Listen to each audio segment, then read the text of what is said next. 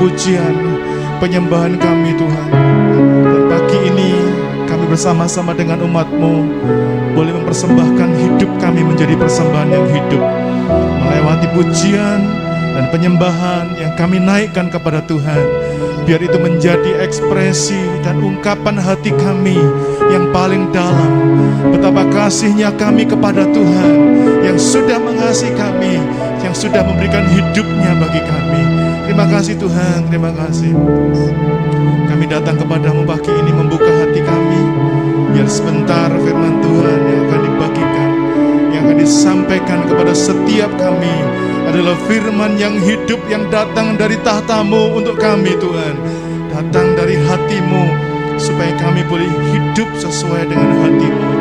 Berfirmanlah bagi kami Tuhan, berfirmanlah bagi kami. Semua kami di tempat ini, kami siap untuk menerima firman Tuhan, hanya di dalam nama Tuhan Yesus Kristus. Dari semua yang siap terima firman Tuhan, bersama-sama kita berkata berikan tepuk tangan yang luar biasa bagi nama Tuhan. Dan silakan duduk kembali, Tuhan berkati kita semuanya. Shalom. Apa kabarnya? Luar biasa, amin. Ya, pagi hari ini kita bersyukur karena anugerah Tuhan kita boleh ada di tempat ini, amin. Pagi hari ini kita akan belajar sama-sama. Tema kita adalah pilihan yang terbaik. Sesuai dengan kasih Tuhan, sejak dari awal penciptaan ada satu kata penting dalam hidup manusia, yaitu kata pilihan. Bilang sama-sama pilihan. Oke, nah saudaraku, manusia itu diciptakan dengan satu kemampuan untuk memilih. Ya, kita bisa milih baju apa yang kita suka, kita bisa milih beda apa yang kita suka, kita bisa milih makanan apa yang kita suka, ya. Kita diberi kemampuan untuk memilih. Amin. Saya melihat kita boleh lahir dari satu kandungan yang sama, tapi kita bisa punya pilihan yang berbeda. Betul? Betul? Betul tidak? Iya. Kita boleh lahir dari emak yang sama. Kita boleh lahir dari rahim yang sama. Kita boleh tinggal di rumah yang sama. Tapi kita punya keputusan, pilihan berbeda-beda. Ya, itulah yang disebut dengan Tuhan beri kemampuan buat kita untuk membuat pilihan. Memilih, ya, itu merupakan sebuah keputusan penting dalam hidup manusia. Keputusan saudara dan saya dalam hidup ini, dalam membuat pilihan itu sangat menentukan kehidupan Anda selanjutnya. Ya, kalau saudara salah pilih, itu nyesalnya bisa seumur hidup. Amin. Kalau kita bisa salah pilih, kita bisa nyesel seumur hidup. Nah, kadang kita juga dihadapkan dengan sebuah kebingungan. Kita mau pilih yang mana? Ya, karena memang untuk memilih, membuat keputusan untuk memilih itu adalah satu hal yang sangat sulit. Sebagai contoh nih, kalau orang ditanya, kita malam-malam mau makan, ya, tanya, mau makan apa? Jawabannya apa coba? Misalnya suami istri, Pak, makan apa Pak? Bapaknya jawab apa? Coba yang paling umum jawabannya apa? Terserah. Betul kan? Seringkali jawabannya adalah terserah. Kenapa kita suka jawab terserah? Nggak ada makanan terserah. Ya, kenapa kita jawab terserah? Karena memang memilih adalah satu keputusan yang sangat sulit. Nah, saudaraku, Alkitab itu mencatat ada orang-orang yang gagal dalam membuat pilihan terbaik. Tapi juga ada orang-orang yang berhasil membuat keputusan terbaik dalam hidupnya. Kita mungkin ingat pilihan dari Adam dan Hawa. Ya, ketika Adam ditempatkan Tuhan di Taman Eden, Tuhan berkata, semua pohon dalam taman ini boleh kamu makan buahnya. Tapi satu, ada pohon di tengah taman ini, namanya pohon pengetahuan yang baik dan yang jahat. Jangan kamu makan. Dulu ketika saya belum belajar firman, saya pikir pohon ini adalah satu-satunya pohon yang paling baik. Tapi ternyata waktu saya baca kitab Kejadian, Tuhan itu menciptakan ada banyak macam pohon yang baik, yang menarik, yang indah. Ya. Jadi bukan cuma pohon ini. Tapi untuk pohon yang satu ini, Tuhan berkata, yang satu ini jangan kamu makan. Ada pohon yang lain namanya pohon kehidupan. Boleh dimakan. Tapi Adam dan Hawa gak makan. Dan keputusan mereka adalah mereka memilih untuk mengikuti jebakan daripada si ular. Ular yang merupakan simbol daripada iblis, dia berkata, semua pohon dalam taman ini gak boleh dimakan kan? Kita dijebak. Adam dan Hawa dijebak. Dan mereka memilih untuk mengikuti jebakan daripada si ular. Mereka makan dari buah pohon yang dilarang oleh Tuhan, ya, dilarang dimakan. Mereka memilih untuk tidak taat kepada Tuhan, dan pilihan itu berdampak buruk. Bilang sama-sama, pilihan Adam dan Hawa berdampak buruk. 2, 3. Pilihan Adam dan Hawa berdampak buruk. Ya, buruk bagi mereka, buruk bagi Adam dan Hawa, tapi juga buruk bagi keturunan mereka. Dengarkan begini, keputusan saudara dalam hidup ini itu bukan hanya berdampak buat hidupmu sendiri, tapi juga bisa berdampak bagi keturunanmu. Karena itu, satu firman Tuhan yang kita dengar pagi ini, bijaksanalah dalam membuat pilihan atau keputusan. Ya, mereka akhirnya diusir dari Taman Eden. Mereka diusir dari taman kemuliaan. Saya menyebutnya sebagai taman kemuliaan karena di tempat itu ya mereka boleh tinggal bersama-sama. Mereka terjadi sebuah hubungan yang baik. Bahkan manusia dengan Tuhan punya hubungan yang sangat dekat. Ya, pilihan Adam dan Hawa itu berakibat buruk bahkan bagi kehidupan manusia. Kita adalah turunan dari Adam dan Hawa, yaitu Anda dan saya. Akhirnya kita terpisah dengan Allah. Amin. Kita terpisah, kita memiliki hubungan, kita kehilangan hubungan yang baik dengan Tuhan. Saya bisa bayangkan pada waktu itu bagaimana Adam dan Hawa kemudian bersama-sama dengan Tuhan, mereka punya komunikasi yang baik. Ada satu saat Tuhan mengunjungi mereka. Mereka bisa dialog, mereka bisa sharing. Tapi itu rusak karena Adam dan Hawa salah membuat pilihan hidup. Adam salah membuat pilihan. Nah, sekarang yang kedua. Ada satu tokoh di Alkitab namanya Esau. Ya, Esau ini salah satu dari anak kembarnya Ishak.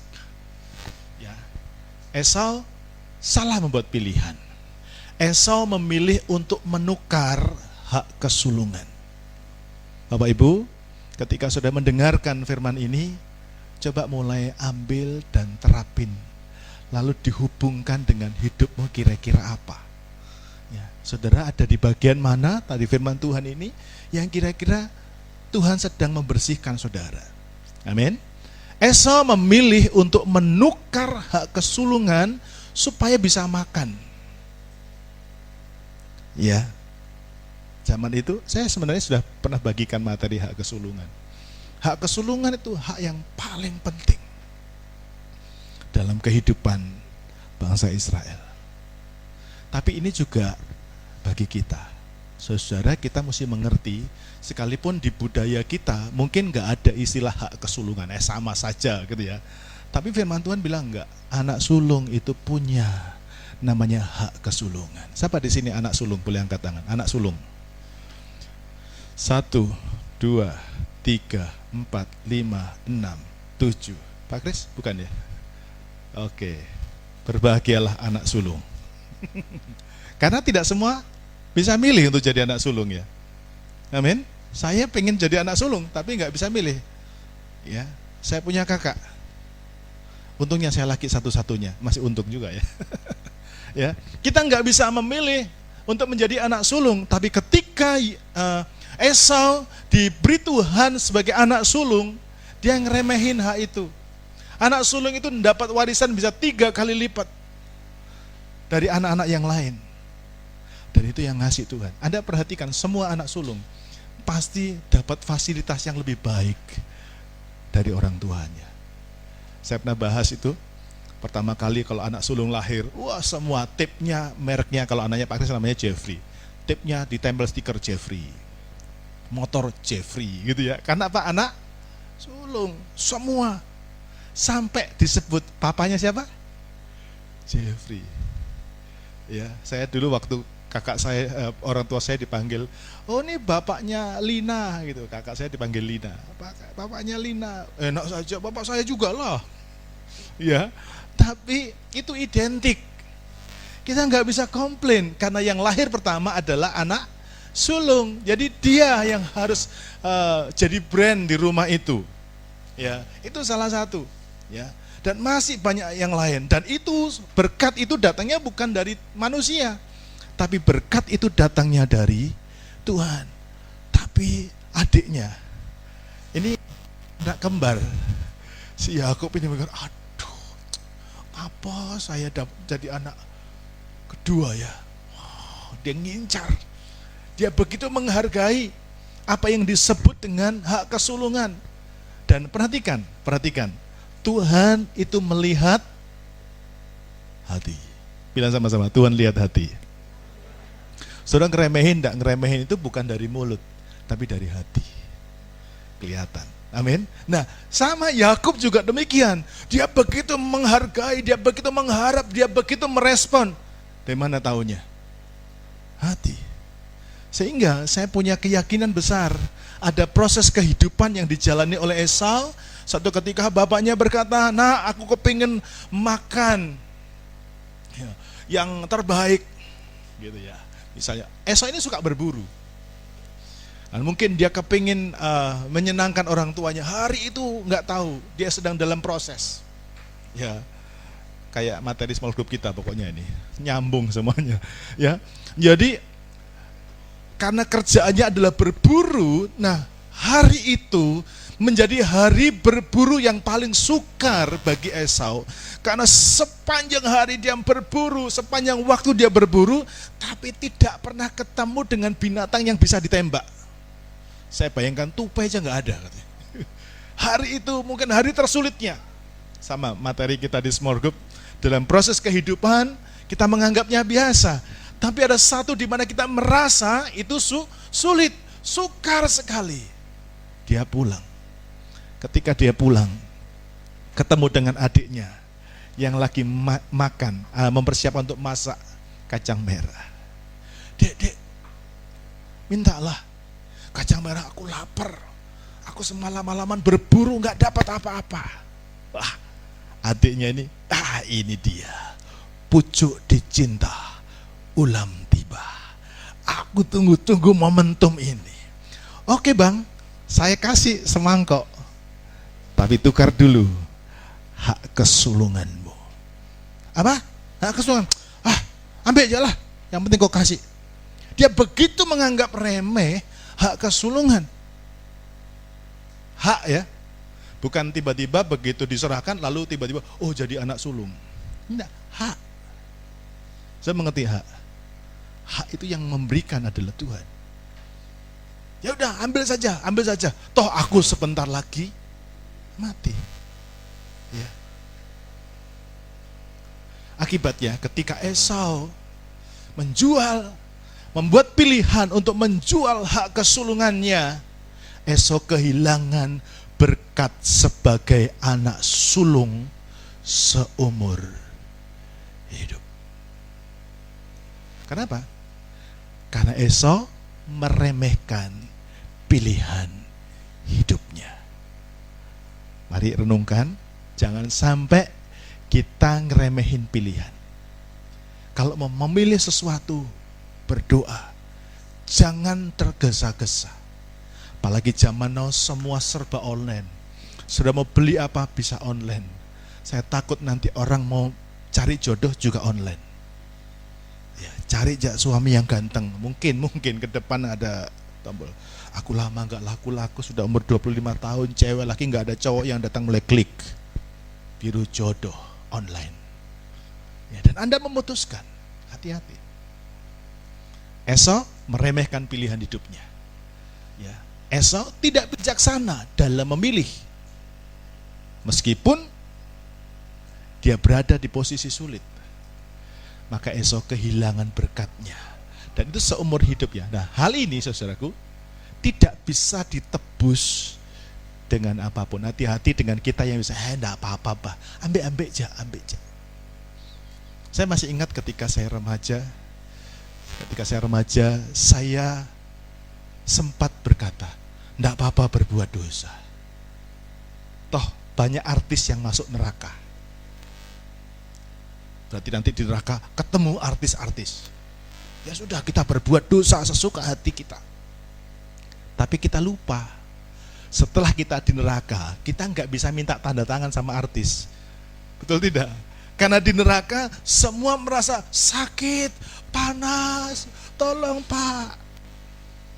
Penderitaan yang tidak ada habisnya. Orang yang suka bohong, lidahnya ini dipotong, saudara. Ditarik, dipotong. Dan kira-kira lidah dipotong sakit apa enggak? Kita aja kadang-kadang makan kena gigit ya. Itu sampai tanpa sadar air mata. Aduh. Itu baru tergigit, bukan dipotong. Dan itu sakit lama sekali. Sampai dia tumbuh. Tumbuh lagi, dipotong lagi. Kenapa? Karena Alkitab berkata neraka itu penderitaan kekal. Tidak bisa ditebus dengan apapun. Saya ingin sudah membaca ayat ini. Yuk kita buka sama-sama. Ibrani pasal 12 ayat 16 sampai dengan ayat 17.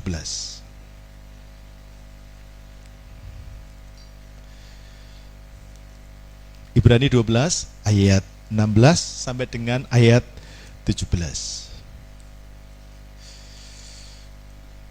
Oke? Yuk kita bangkit berdiri bersama-sama supaya kita bisa nikmati firman Tuhan ini dan kita bisa membacanya dengan suara yang keras. Ibrani pasal yang ke-12 kita akan sama-sama membaca ayat yang ke-16, Ibrani 12 ayat 16 sampai dengan ayat yang ke-17. Mari kalau sudah mendapatkannya kita akan baca bersama-sama. 2, 3. Janganlah ada orang yang menjadi cabul atau yang mempunyai nafsu yang rendah seperti Esau yang menjual hak kesulungannya untuk sepiring makanan.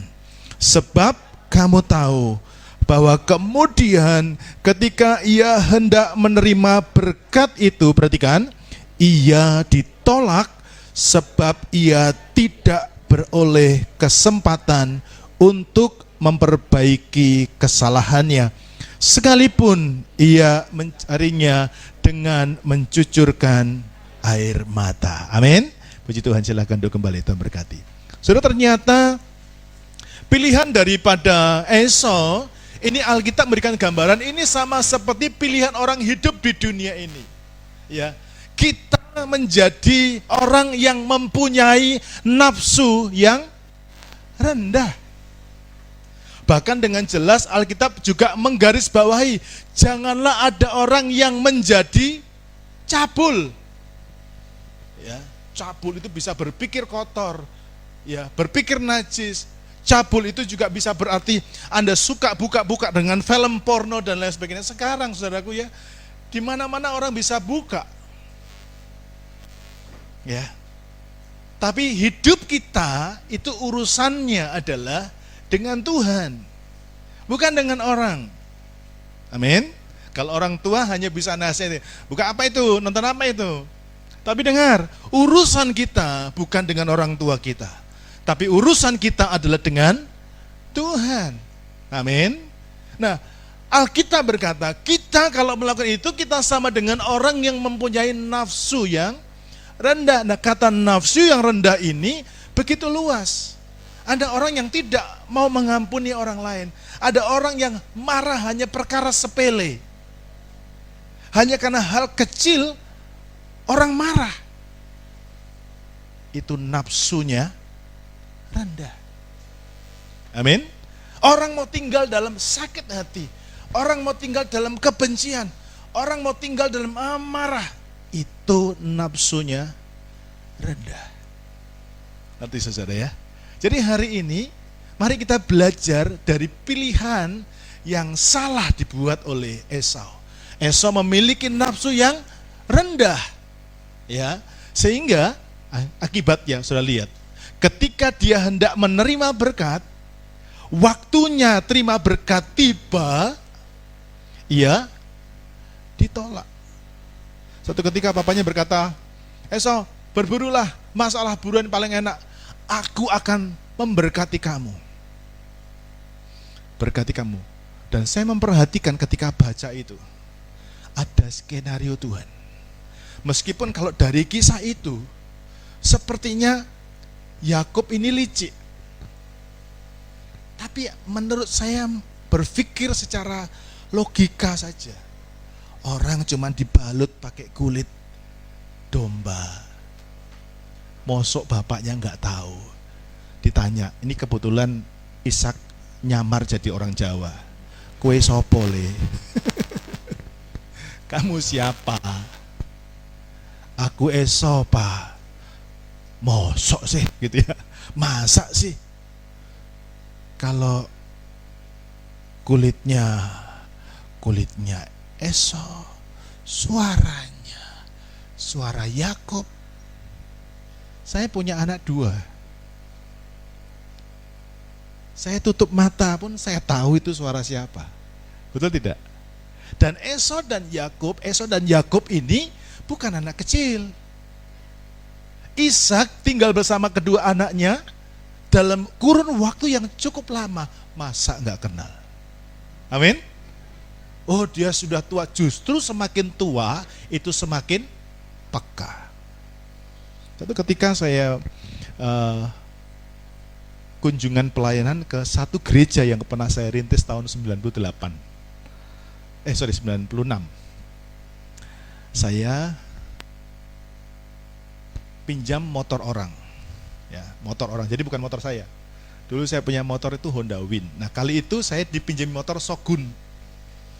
Nah, saya masuk ke daerah itu belum ada listrik. Sampai saya datang belum ada listrik. Ketika saya masuk, udah gelap semuanya.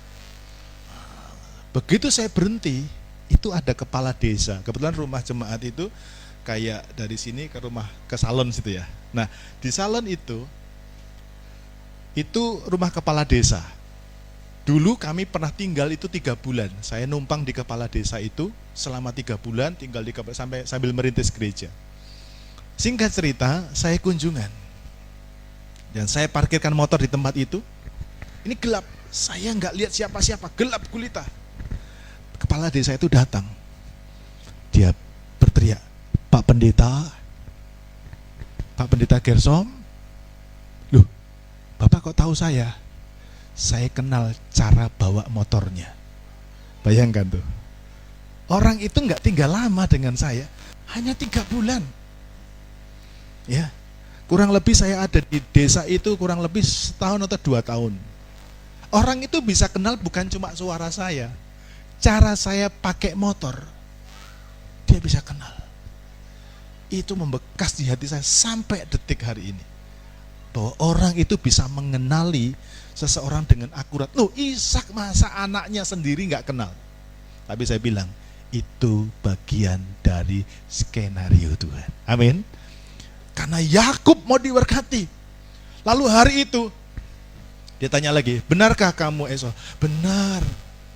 Ya sudah, sini aku makan. Sudah dimakan, diberkati. Semua berkat dikasih yang paling bagus. Yang gemuk-gemuk, wah, yang dahsyat dikasih semuanya. Begitu selesai berkat, dia pulang. Pergi. Tidak lama kemudian, Esau datang. Papa. Siapa kamu? Aku Esau, Pak. Ini, makanlah dan berkatilah aku. Hah? Berkatnya sudah habis. Habis. Yang bagus-bagus sudah terlanjur aku kasih anakmu, ke adikmu. Habis. Dia nangis. Nggak ada apa yang lain, Pak, yang bagus-bagus. Habis, udah aku kasih semua. Ya kan, kalau kita memberi anak sulung, ya semua yang bagus. Saya kadang-kadang juga berpikir untuk anak saya yang kedua. Semuanya udah dikasih.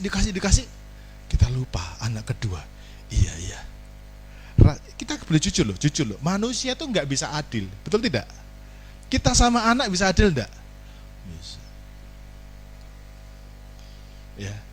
Mungkin kita berkata, oh saya adil, tapi jujur kita itu nggak bisa adil. Dan demikian juga dengan berkat, anak sulung dapat. Anda tahu ketika Esau datang dan minta berkat, ditolak.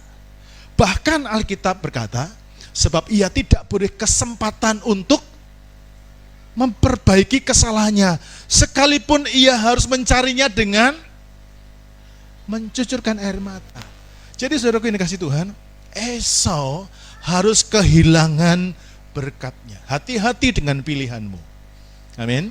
Hati-hati dengan pilihanmu. Sebelum Anda membuat keputusan dalam hidupmu, untuk hal apapun juga, ya, hati-hati, jangan sampai engkau harus kehilangan berkatmu.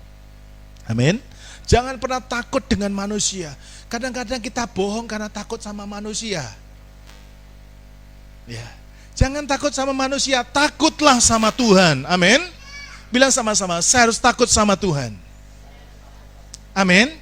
Coba kencang sedikit kayak kedinginan semuanya. Saya harus takut sama Tuhan. 2, 3. Amin. Jangan takut sama manusia. Karena takut sama manusia, saudara paling hanya dimarah sebentar. Tapi kalau saudara nggak takut sama Tuhan, lalu Anda hidup dalam ketidakbenaran sepanjang hidupmu, engkau bisa kehilangan berkatmu. Dan ini bukan hanya bicara materi. Kalau materi itu sebentar, saudara. Amin. Kalau harta, kekayaan, rumah, kemewahan dunia, ini sebentar. Yang kita takutkan adalah kalau kita harus kehilangan kemuliaan Allah, hidup kekal bersama-sama dengan Tuhan. Nah, Esau menjadi gambaran bagi kita. Salah memilih kehilangan berkat untuk selama-lamanya. Dia tidak bisa mengubah dirinya, sekalipun harus dengan air mata. Hati-hati, belajar dari Esau. Jangan sampai kita salah membuat pilihan. Nah, tema hari ini adalah pilihan terbaik. Pilihlah satu yang terbaik. Ya. Nah, sekarang saya akan tunjukkan kepada saudara bagaimana Alkitab juga mencatat orang-orang yang telah membuat pilihan terbaik sepanjang hidupnya. Yang pertama, Daud. Ya. Daud memilih untuk membiarkan, atau lebih tepatnya Daud memilih untuk mengampuni Saul dan membiarkan Saul untuk tetap hidup meskipun Daud ini dikejar-kejar. Ya. Daud ini nggak tahu salahnya di mana. Ya, satu ketika bangsa Israel ketakutan terhadap Goliat. Semua tentara ketakutan. Tapi Daud begitu berani. Daud ini bukan tentara. Daud hanya pemuda, salah satu pemuda di bangsa Israel. Lalu dia ngomong, karena Daud ini punya hubungan dengan Tuhan. Daud punya firman, Daud punya pujian dan penyembahan. Ya, meskipun dia disisihkan oleh keluarganya di padang, dia suka menyanyi, dia pakai kecapi, dia memuji, menyembah Tuhan. Di sini saya mau bilang sama saudara, jangan remehkan pujian penyembahan. Pujian penyembahan itu dahsyat. Amin. Saat engkau sedang sulit dan engkau memuji menyembah Tuhan, di situ ada kekuatan. Dan itulah yang membuat Daud beda dengan yang lain. Yang lain tentara, kenapa takut kepada Goliat? Karena mereka nggak punya Tuhan. Ketika melihat bangsa itu ketakutan, Daud justru menawarkan diri. Mau diapakan orang yang bisa mengalahkan Goliat? Ini bukan sombong, tapi Daud memiliki satu keyakinan, keberanian yang besar. Karena apa? Karena di dalam dirinya ada Tuhan yang hidup, ada roh Tuhan yang hidup. Singkat cerita, Daud mengalahkan Goliat. Wah, musuh yang paling ditakuti oleh bangsa itu dibunuh oleh Daud. Hari itu seluruh bangsa Israel bersorak-sorai dan menyanyi-nyanyikan. Nah, satu nyanyian ini yang bikin sakit hati Saul. Dia berkata begini, bangsa Israel, Saul mengalahkan beribu-ribu musuh, tetapi Daud berlaksa-laksa. Wah, Saul dengar, apa? Aku cuma beribu-ribu, anak kecil itu berlaksa-laksa. Iri. Hati-hati dengan roh iri. Bilang sama-sama, hati-hati dengan roh iri. 2, 3. Iri itu bisa membunuh orang. Iri itu bisa membuat kita sakit hati. Iri bisa membuat kita benci sama orang. Dan tiba-tiba Saul itu menjadi benci kepada Daud dan pengen bunuh. Dia dikejar terus. Daud dikejar terus. Sampai satu momen Daud lagi bersembunyi karena takut mau dibunuh. Dia bersembunyi di gua. Dia bersama dengan teman-temannya. Tiba-tiba juga ngelihat di tempat yang sama. Itu Raja Saul lagi tidur. Habis buang hajat tidur di gua. Kecapean tidur. Lalu salah satu temannya Daud berkata, Tuhan sudah menyerahkan musuhmu ke dalam tanganmu. Ini waktunya.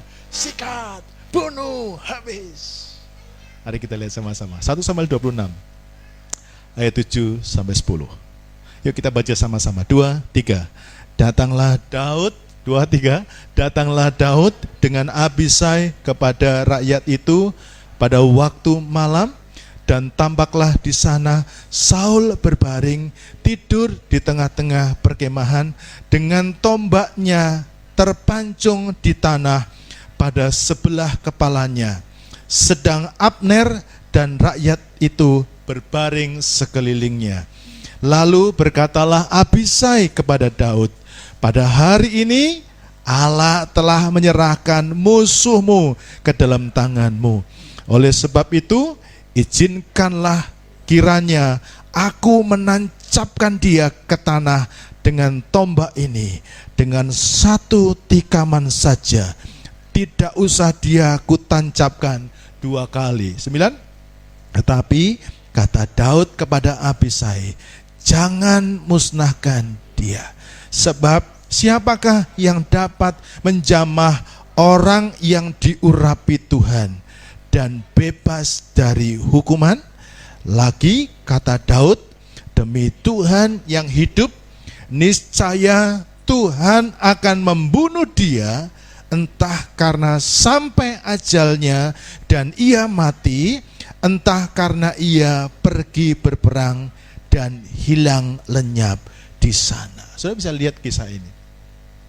Daud ini orang yang hidup karena percaya akan Tuhan dan firman-Nya. Jadi setiap kali dia membuat keputusan dalam hidupnya, dia membuat pilihan, dia memilih bukan berdasarkan emosi. Kalau kita lihat, udah jelas. Orang yang mau ngejar kita, mau bunuh kita, tiba-tiba dia bisa ada di tempat itu dan dia lagi tertidur. Ya, Abisai berkata, Tuhan, aku tancapkan 1 kali, tidak perlu 2 kali. Berarti pulas orang itu tidurnya. Ya, pulas tidurnya. Ada yang pulas tidur di sini? Ditancapin sekali, selesai. Ketika ditawarkan begitu, Daud berkata gini, jangan musnahkan dia. Amin. Jangan musnahkan dia, sebab siapa yang dapat menjamah orang yang diurapi? Daud melihat, dapat hikmat dari Tuhan. Sejahat-jahatnya Saul itu diurapi Tuhan. Amin. Bapak Ibu belajar sesuatu ya, bahwa kalau kita ketemu dengan orang-orang yang dipakai Tuhan, kita ketemu siapapun yang dipakai Tuhan, mungkin di mata kita dia biasa. Hati-hati. Karena firman Tuhan berkata, siapa yang dapat menjamah orang yang diurapi Tuhan dan bebas dari hukuman. Makanya jangan pernah sampai kita lihat ada hamba Tuhan, ada orang yang dipakai Tuhan, mau itu pelayan Tuhan apapun, jangan pernah kita jamah. Dalam arti kata-katain, kita gosipin, kita jangan. Saya bilang jangan. Kenapa? Kita pasti nggak akan bebas dari hukuman. Amin. Saya sudah lihat. Beberapa yang lalu saya satu malam, saya sebenarnya mau tidur. Tiba-tiba saya diingatkan akan firman Tuhan. Salah satunya firman Tuhan tentang ini. Dan Tuhan ingatkan saya beberapa waktu ketika saya lagi sekolah Alkitab. Dosen saya bercerita begini, satu ketika mereka lagi membuka satu pos pelayanan di Jawa Tengah. Di kampung itu, di daerah itu, mereka benci dengan kekristenan. Jadi ada satu tempat, ada satu rumah yang dipakai mereka untuk ibadah. Ada orang yang tidak suka waktu ibadah itu sengaja nyalakan motor, seolah-olah motor itu rusak. Lalu digas kencang, wow, wow, orang lagi memuji Tuhan, wow, wow, wow, wow, kencang-kencang. Jadi yang di sana itu terganggu. Tapi mereka terus berdoa, terus berdoa. Dari waktu, dari minggu ke minggu terus dilakukan seperti itu. Singkat cerita, mereka terus berdoa untuk orang ini. Jadi kampung itu jelas orang itu sangat gak suka. Nah, di kampung itu kan belum ada listrik ya. Jadi mereka pakai diesel. Nah, kebetulan ada satu yang tukang urus diesel ini nggak suka dengan orang ini. Pas jam-jam ketika kan firman Tuhan kan butuh lampu ya. Wah, lampu dinyalakan, begitu lampu dinyalakan nyala, semua nyala. Khusus jalur tempat dia dimatikan, hidupkan, matikan, hidupkan, matikan, hidup, mati, hidup, mati. Lalu singkat tidak, apa yang terjadi saudaraku? Nggak tahu bagaimana orang ini kesetrum. Yang petugas diesel ini kesetrum dan mati. Sejak saat itu orang kampung itu gak berani ganggu pelayanan. Nah, saya tiba-tiba ingat peristiwa ketika saya dalam pelayanan. Saya masih ingat tahun 98, sebuah desa saya pelayanan. Nah, kebetulan pelayanan saya waktu itu berkembang lewat small group, tapi dulu namanya bukan small group, saya kasih nama PA, pendalaman Alkitab. Ada beberapa orang, beberapa keluarga yang dipulihkan dan akhirnya mereka menerima Yesus. Salah satunya keluarga dari seberang ya, saudara sepupu kita percaya Yesus. Nah, sementara kami pelayanan di situ, tiba-tiba ada orang yang nyebarin sebuah memprovokasi gitu loh. Wah, ini sesat gitu ya. Begitu dibilang sesat, itu mulai kesebar kemana? Kita nggak tahu siapa yang melakukannya. Tapi singkat cerita, saya potong saja ceritanya. Kami di resolusi, kami mau saya yang dicari, mau ngek. Sudah dikepung, saudaraku ya. Jadi rumah sudah dikepung, gereja sudah dikepung. Hari itu enggak tahu berapa ratus orang kumpul, membawa batu, membawa parang dan lain sebagainya. Dia gedor rumah jemaat yang kami tinggal, rumah papa itu, pendeta keluar gitu ya. Saya masih ada di dalam. Mereka buka pintu. Mereka sudah tidak ada, mereka sudah lari keluar katanya. Ini motornya. Motor saya dibakar. Saya masih ada di dalam. Singkat cerita selesai, besoknya satu kampung itu dihantui dengan ketakutan. Ya, karena mereka lihat saya bisa lolos. Padahal desa itu sudah dikepung habis, saya bisa lolos. Dan mereka berkata, ini pendeta punya ilmu. Memang saya punya ilmu. Jimat saya, Yesus. Ya. Lalu mereka dihantui dengan ketakutan. Mereka takut karena mereka mendengar suara, nggak tahu suara dari mana. Ada orang Kristen mau balas. Mereka dengar sendiri. Dan beberapa dari antara mereka ada yang macam-macam. Ya, provokator utamanya naik motor, jalannya bukan aspal, di kampung kan jalan tanah. Tiba-tiba bannya meletus, tush. Dia jatuh, kepalanya kebentur tanah, mati. Satu orang lagi, dan dia kerja perontok padi itu ya, merontok padi. Wah, ayo, semangat. Tiba-tiba pakunya lepas. Paku kan di perontok padi itu kan paku nonjol semua. Untuk pakunya lompat dan masuk ke mata. Cus.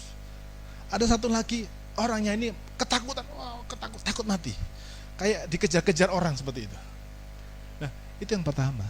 Lalu saya ingat lagi, kenapa orang itu seperti itu? Karena dia berusaha untuk menjamah orang yang diurapi Tuhan. Saya masih ingat ketika rintis gereja ini pertama kali, kita masih pakai di PR2. Sebelah kami itu setiap kali berantem, itu pasti besoknya ngelempar. Kita lagi ibadah, kita dilempar. Padahal kita nggak ada masalah apa-apa. Hanya karena di rumahnya dia berantem dengan istrinya.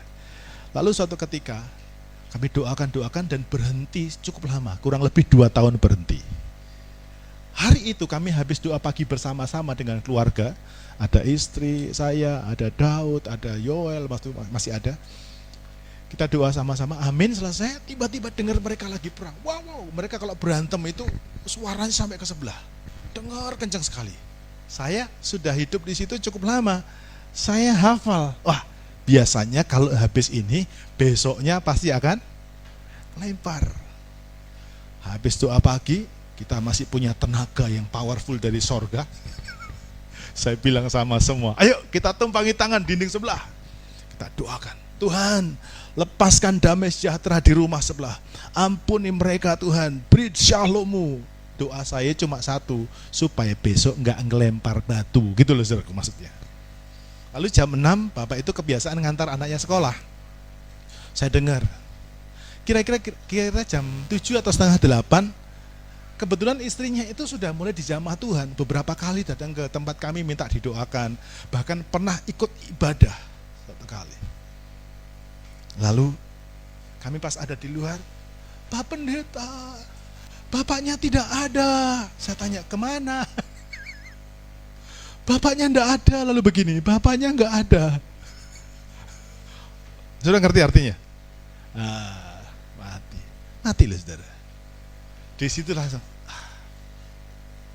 ya. Nah, ini yang ditakuti sama Daud. Tuhan itu kalau kerja, makanya saudara berdoa kepada Tuhan, Tuhan urapi aku. Amin. Kalau engkau diurapi Tuhan, saudara akan jadi orang yang dipakai Tuhan dengan kemampuan yang luar biasa. Amin. Tapi bukan cuma itu. Kalau ada orang jamaah saudara, dia urusannya dengan Tuhan. Amin. Saya berdoa semua kita jadi orang yang diurapi oleh Tuhan. Amin. Nah, Daud ketika melihat itu, dia memutuskan, biarkan. Ya. Loh, dia kan sudah nyakiti kamu. Dia sudah bikin kamu tidak tenang. Tapi satu kalimat yang menarik dituliskan di ayat yang ke-10. Demi Tuhan yang hidup, ini kata Daud. Inilah imannya Daud.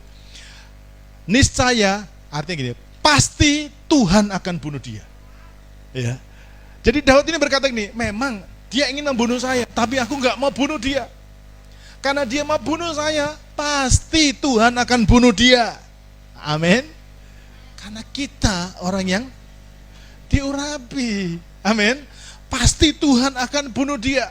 Dia bilang, nggak tahukah ajalnya sudah tiba, atau dia lagi perang dan mati di sana. Bapak Ibu Saudara, mungkin dalam waktu-waktu ini saudara juga sedang bergumul. Ada orang yang nggak senang dengan saudara. Ada orang-orang tiba-tiba melukai hati saudara. Milikilah hati, milikilah pilihan seperti Daud. Amin. Jangan sakit hati, jangan marah, jangan benci. Tapi engkau buatlah pilihan. Biarkan. Saya akan tetap melayani. Kalau Tuhan mau hukum dia, biar Tuhan hukum dengan caranya sendiri. Bukan dengan tanganku. Katakan amin. Tangan kita bukan untuk menghukum mereka. Katakan amin. Tapi tangan kita untuk memberkati mereka. Yang sepakat bilang amin dan berikan tepuk tangan yang luar biasa buat Tuhan Yesus. Dan sudah lihat akibatnya. Jadi ini pilihan. Saudara mengampuni, sudah memberkati, itu pilihan. Ya. Atau saudara mau tetap ingin marah kepada orang itu hak saudara. Tapi setiap pilihan itu pasti mengandung resiko. Amin. Tapi lihat Daud, dia dirugikan, dia disakiti, dan dia memilih untuk tidak membunuh tapi mengampuni dan membiarkannya. Akibatnya Daud kerajaannya kokoh. Amin. Dia lanjut usia dan dia menikmati janji Tuhan. Ini yang Tuhan pengen kita memiliki kehidupan seperti Daud. Yang terakhir. Jadi Karena itu ini pentingnya untuk kita buat pilihan terbaik. Kalau Anda pengen usahamu kokoh, lanjut usia, dan menikmati janji Tuhan, saudara harus berani membuat keputusan, yaitu Anda belajar untuk jadi berkat buat orang lain. Oke? Yang kedua, Abraham. Ya, siap-siap pulang. Abraham itu memilih untuk membiarkan Lot mengambil haknya untuk memilih yang terbaik. Saya akan tunjukkan sedikit siapa Lot dan siapa Abraham. Lot ini adalah ponakannya Abraham. Orang tuanya meninggal ketika dia masih kecil. Jadi Lot mengadopsi. Singkat cerita, mereka sama-sama hidup bersama dan mereka diberkati. Lot diberkati, Abraham juga diberkati. Lalu anak buahnya mereka, karena luas tempat itu dan mulai nggak cukup, usaha mereka mulai meluas, ternak mereka mulai berkembang. Lalu gembala-gembalanya Lot sama gembala-gembalanya Abraham mulai berantem rebutan tempat menggembalakan domba. Ini tempat kami duluan, kami duluan. Nah, daripada begitu, Abraham bilang, Lot, kayaknya kita sudah diberkati Tuhan dan waktunya kita berpisah. Ya, sekarang buatlah pilihan. Kalau kamu ke kanan, aku yang ke kiri. Tapi kalau aku yang ke kiri, kalau kamu yang ke kiri, aku yang ke kanan. Saya mau tanya sama saudara, milih dulu lebih enak atau milih terakhir yang lebih enak? Milih dulu lebih enak ya. Kenapa? Pasti paling gede, paling bagus. Yang kemudian itu rasanya kita dapat sisa. Tapi Abraham, ya, ketika lihat berada dalam situasi itu, Abraham memilih untuk membiarkan Lot. Lot itu ponakannya. Ya. Semestinya kalau Lot sadar, enggak usah paman Jak duluan yang pilih. Kan paman yang tahu, paman yang lebih ngerti. Paman duluan Jak. Atau paman yang pilihkan, gitu ya. Harus ya, tapi Lot enggak. Lot memilih. Dia lihat. Oh, sana. Aku sana paman. Di sana, kalau zaman sekarang, di sana ada apartemennya. Oh, di sana itu ada ini, semuanya itu. Dan Abraham membiarkan.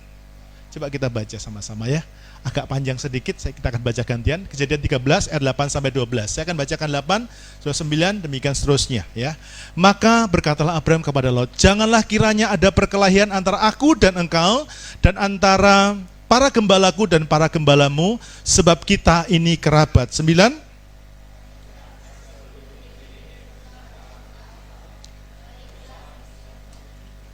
Sorry ya. Baiklah, 2, 3. Baiklah.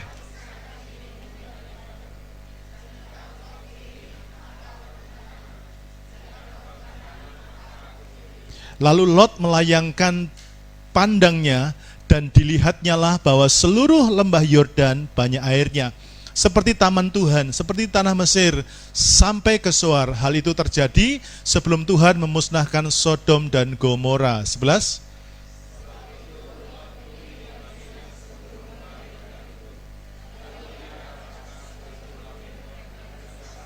Sama-sama. Abraham menetap di tanah Kanaan, tetapi Lot menetap di kota-kota lembah dan berkemah dekat Sodom. Sebagai orang tua, Abraham itu sebenarnya punya hak untuk memilih. Ya, memilih yang utama, memilih yang pertama. Tentu saja dia juga punya hak untuk memilih yang pertama, ya. Memilih yang pertama pasti mendapatkan yang paling baik, yang paling subur dan lain sebagainya, betul ya? Dan itu juga alasannya mengapa Lot memilih duluan. Karena dia ingin dapat yang baik. Tapi mengapa Abraham memilih untuk melepas haknya dan ya membiarkan Lot memilih yang terbaik, gitu ya. Karena Abraham yakin, ini loh, kalimat ini mesti dicatat baik-baik. Karena Abraham yakin yang terbaik adalah pilihan Tuhan. Katakan amin. Ulangi sama-sama, ya. Karena yang terbaik adalah pilihan Tuhan. 2, 3. Karena yang terbaik. Sekali lagi. Karena yang terbaik bukan pilihan kita. Amin. Amin. Kadang-kadang kita ini paling takut kehilangan pilihan. Aduh, ayo cepet. Tergesa-gesa nanti diambil sama orang. Jangan takut. Kalau saudara diurapi Tuhan, kalau saudara disertai Tuhan, mungkin yang kau pilih itu menurut manusia yang kurang baik. Tapi Tuhan bisa ubah. Amin. Tuhan bisa ubah. Ya. Jadi saya tuliskan di sini, kalau saudara ingin mendapat yang terbaik, belajar dari Abraham. Lepaskan hak terbaikmu. Ulangi sekali lagi ya. Kalau Anda ingin mendapatkan yang terbaik daripada Tuhan, belajar untuk lepaskan hak terbaikmu. Amin.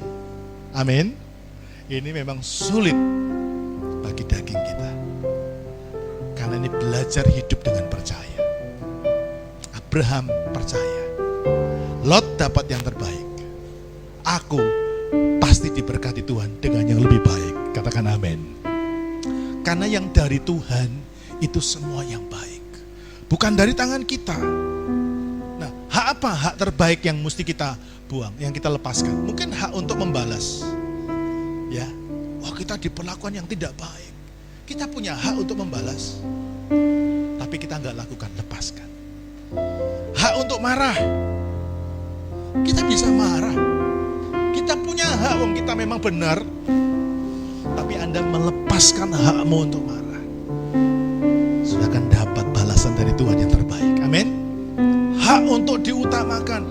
Mungkin saudara tidak diutamakan, saudara sudah dinomor duakan, sudah diremehkan oleh banyak orang. Tapi saudara memutuskan untuk tidak atau melepaskan hak itu. Karena ketika Anda melepaskan hak terbaikmu, saudara akan melihat Tuhan akan memberkati. Tuhan akan memberkati semua pilihanmu. Katakan amin. Amin. Khususnya kita belajar dari pasangan suami istri ya. Kadang-kadang suami istri ini saya merasa bahwa saya juga dibentuk oleh Tuhan lewat istri saya. Kadang-kadang kita ada perbedaan pendapat. Tapi ketika saya belajar untuk melepaskan hak terbaik saya, ketika istri saya juga melepaskan hak terbaiknya, Tuhan mulai berkati semua pilihan-pilihan kita. Amin. Maka kuncinya bagi kita adalah belajar untuk melepaskan hak terbaik kita. Kita bisa ngomel, kita bisa marah, tapi kita memilih untuk tidak ngomel dan tidak marah. Ya. Sekalipun kita mungkin harus mendapatkan yang buruk, tapi Tuhan bisa membuat yang buruk itu akan diberkati, bahkan jadi yang terbaik. Hari ini mungkin Anda berada di posisi sulit, posisi yang buruk, tapi percaya, kalau kau belajar melepaskan pengampunan, kau melepaskan hakmu, Tuhan akan memberkati saudara. Amin. Berikan tepuk tangan yang dahsyat bagi Tuhan Yesus. Mari kita bangkit berdiri.